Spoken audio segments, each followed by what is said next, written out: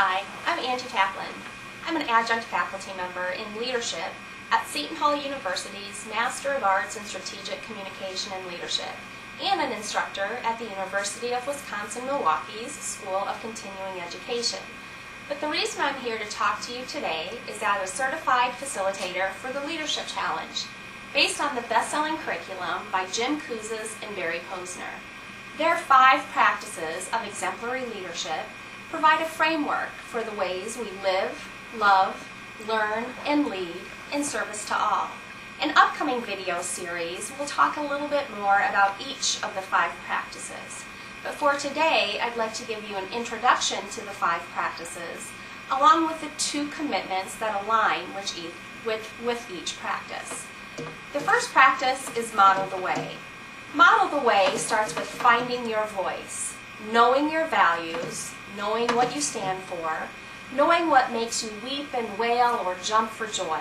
It's those things that get you really excited, that you're passionate about, that you would do nearly anything for. By knowing your values, you can then practice the next commitment, setting the example. This allows you to align your behaviors with your values to make sure that you have credibility, which the authors talk about as the foundation of leadership. Leaders who are credible practice DWIZWID. That's right, DWIZWID.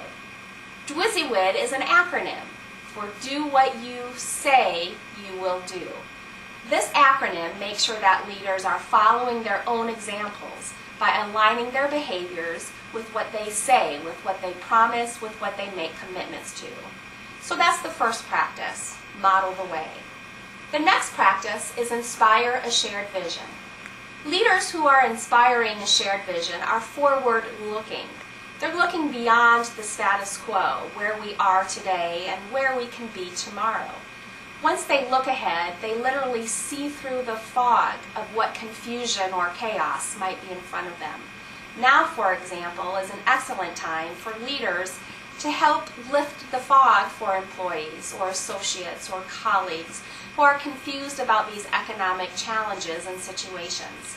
Once leaders lift the fog or see through it by envisioning the future, they enlist others in that vision so that others know how the work that they do feeds into the grand goals and objectives of the organization.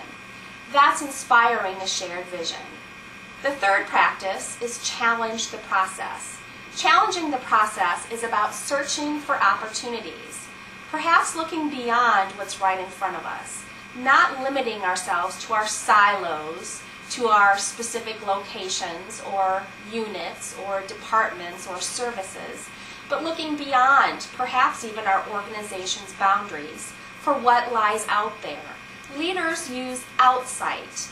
First of all, looking in to understand who we are, but then looking out to understand what's out there and what can we learn from it. The second commitment to challenging the process is experimenting and taking risks. Yes, this means that there's fear of failure. But, as Thomas Edison said, he failed his way to success. In fact, it took 10,000 failures before he produced the successful filament for our everyday use of the product, the light bulb. So by being willing to challenge the process, leaders are looking beyond the boundaries of their organization and being willing to experiment and take risks. That's Model the Way, Inspire a Shared Vision, and Challenge the Process.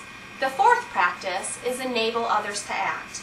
Enabling others to act is about fostering collaboration. Leaders know we can't do it alone. This isn't a solo or an individual sport. It means involving other people by getting them understanding of their roles and responsibilities and relationships and understanding what they can do to move the organization ahead.